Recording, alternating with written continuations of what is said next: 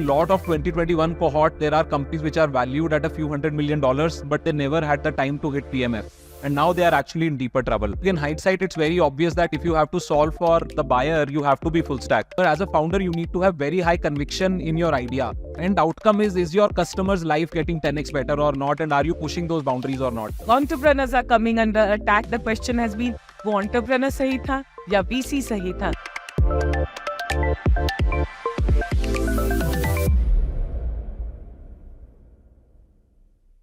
So Mukul, we were asking, one of the questions, and all of us would have heard, is that पैसे में अभी तंगी आ गई है. Capital is not available.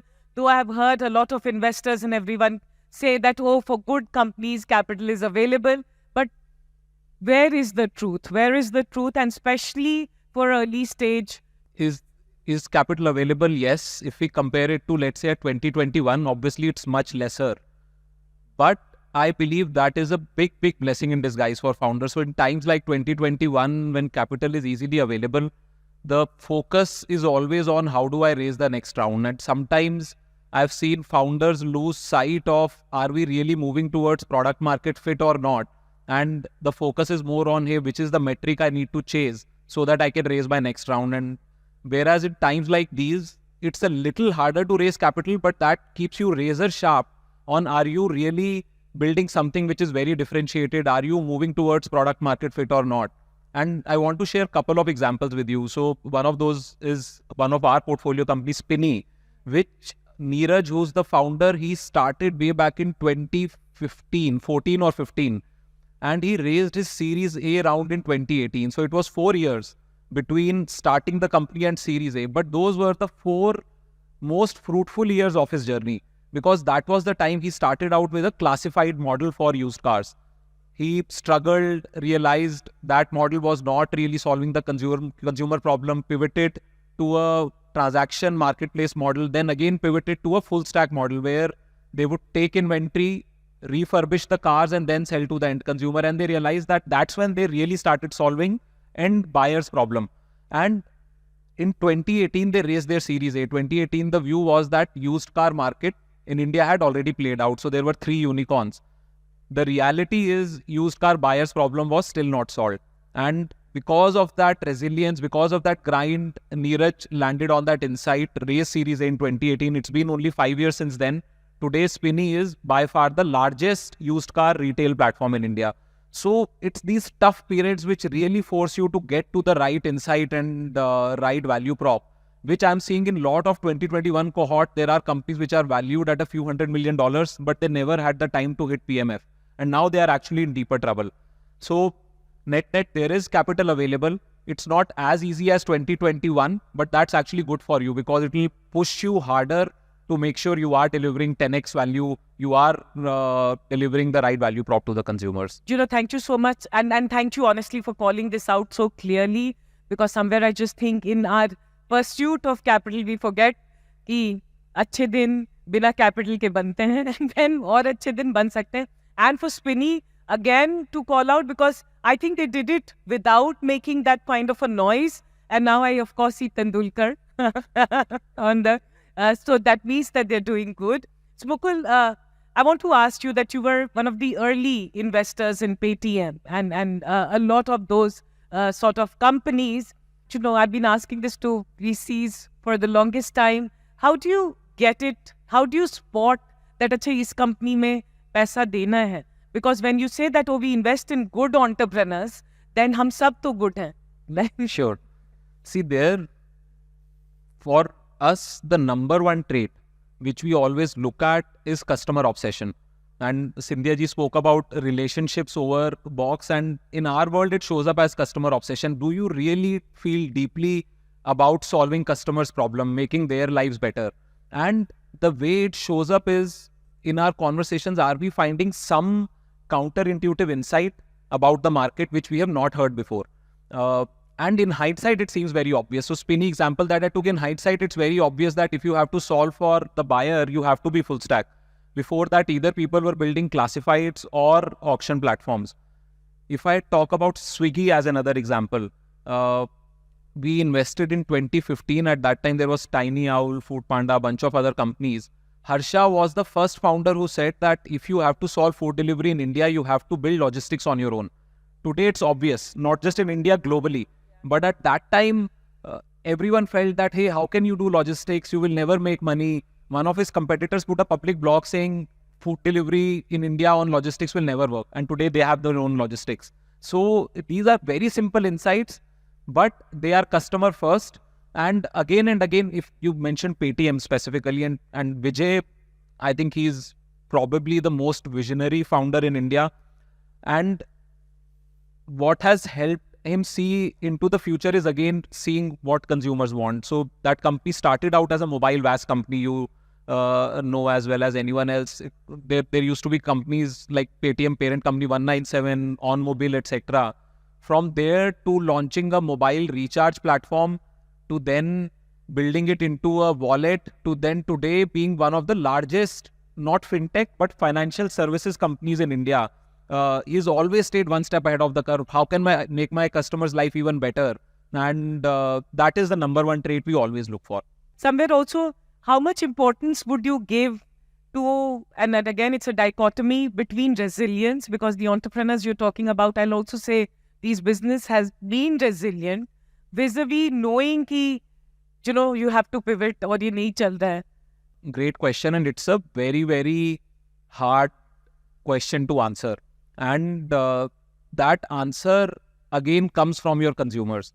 And I'll take example of, and I'm taking this example just to make it very, very real, of Meesho. So Meesho, before we invested, some of you may know, they started out as a Shopify type platform for resellers. So small businesses or micro entrepreneurs would use Meesho to create a storefront where their customers would order. Now they were seeing great user adoption. Lot of resellers were using the platform. They were retaining on the platform. They were selling products to the platform. But the more they spoke to the users, they realized that they were not willing to pay. For these small users, just paying for software was not something they were used to.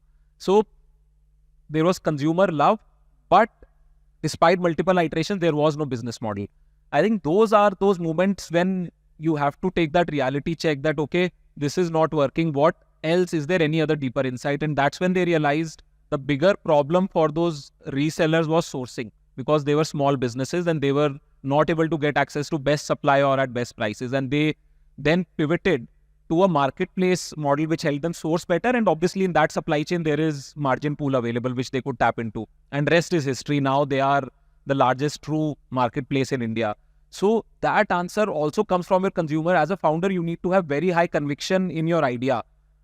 Once you have given it enough shots and your consumer is telling you it's not good enough, that they are willing to pay for it, that's as good a reality check as it can get. And then you have to figure out that, okay, are there other deeper problems? Or at times even take a clean break and say, let me not look for a local maxima. Let me look at, if I was starting up today, basis what I know, what would I do? Mukul, when you were answering this, I was just thinking that now I see the gray hairs. I've known you for last 13, 14 years. And, we always talk about startups and entrepreneurs and business of startups and entrepreneurs and all of us. But I want to talk, and I want you to tell, because you've seen it and you've grown, and you are the co-managing partner at Elevation Capital today, which is one of the most respected firms, venture capitalist firms. And I'm not saying this because your entrepreneurs in whom you've invested speak so highly of you. VCs have always come under question, right? Of course, because you sit with so much of money. And और हमें बहुत गुस्सा आता है VCO पे, क्योंकि वो पता नहीं कैसे चुन लेते हैं और फिर तंग करते हैं, और पता नहीं कैसे लोग होते हैं, मगर पैसा उनके पास होता है.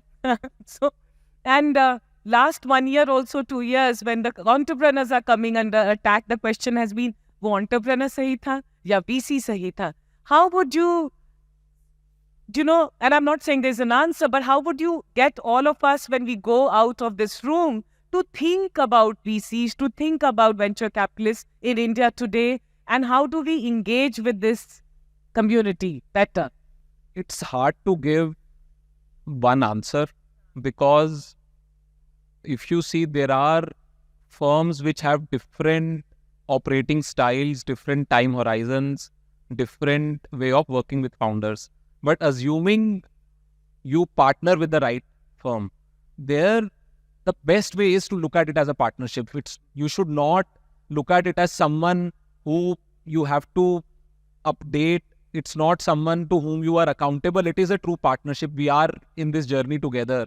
And the more transparent both the parties are with each other, the more fruitful that relationship ends up being. And as VCs, we'll never be as deep as the founders in their business, but the vantage point we have of meeting so many companies across sectors and connecting those dots can be very, very powerful. And if we are completely transparent and candid, that power can come through. Having seen bunch of these journeys. So that's what I've seen work beautifully. And if I reflect on my relationships with founders, the most beautiful ones are where initially I might be playing an advisor, mentor role, but in 2-3 years, it transforms into a relationship where I learn from them as much, if not more, as hopefully I'm also contributing. So, and many of them end up becoming lifelong friendships. So that should be the goal, even for founders, when then you truly enjoy that relationship, that, hey, here is someone who cares for me, cares for my company, and I don't have to keep any guard when I'm interacting with them. We are working towards it with single goal. Tell us, because one of the ways, like, and you know, I've done this is 14th TechSparks, and we every year talk to best minds in the country in this space. Somewhere in the last few years, if I may say so, and not just last few years, अगर 10 साल को देखें, तो raising capital and building money basis, the fundraise that happens, are two things. One, you require the capital, but it's also a mark of validation. कि मेरा business अच्छा है, my startup is good if I've been able to get capital. And somewhere it drives the whole story and the narrative. What would you say? See, it's very natural to see funding as a mark of validation, but it's not right. And I know it's easier said than done, because whether it's in the media, whether it is in founder circles, it's always seen as a big achievement that, hey, I've raised so many $1 million at such and such valuation. But like I was saying, the final validation is, are the customers rooting for that company or not? If they are rooting, funding will come, valuation will come. If they are not rooting, even if you are valued at $1 billion, it will disappear in no time. So capital is an important fuel, but look at it as a fuel. It's not an end outcome. End outcome is your customer's life getting 10x better or not? And are you pushing those boundaries or not? If that is happening, long-term value creation will happen. There is no question about that. I can't have you and not ask this question. ये AI के बारे में आपका क्या ख्याल है? Because today everyone is talking about AI, generative AI. We have all been following Sam Altman and the fight and everything. Matlab, it's the biggest spectacle, I would say, in the tech world. What would you say? कोई भी company है, तो, you know, there was this whole thing. The word was at least machine learning and different things and data science and all that. But now it seems everything is AI. What do you have to say? What will you tell founders? It's still very early days, but there are few clear opportunity sets which are emerging. One, which I would say is the clearest today for founders in India, is how do you use AI in your own businesses to become more efficient, whether it is Copilot for coding, whether it is for content creation, etc. And that we are seeing in our portfolio. There is a spectrum where people are starting to adopt it and see that utility. Tech hiring in India has always been a big challenge, and it's not going to change. So can you use AI so that what needed 50 engineers can now be done with 10 engineers? So that is one, which is the most obvious one. Second opportunity is, if you look at Gen AI, it's still very expensive. So in the recent OpenAI event that happened, they cut the cost by 1/3. But when we still talk to our portfolio companies, if you are to use AI to even replace, let's say, a customer support agent, at Indian cost structure, AI is still more expensive. So that cost will keep coming down, but it's expensive even by Western standards today. So there is an opportunity where now there are these generic models or universal models, but can you build more India-specific, vertical-specific models which bring down the cost by order of magnitude? That can see massive adoption in India.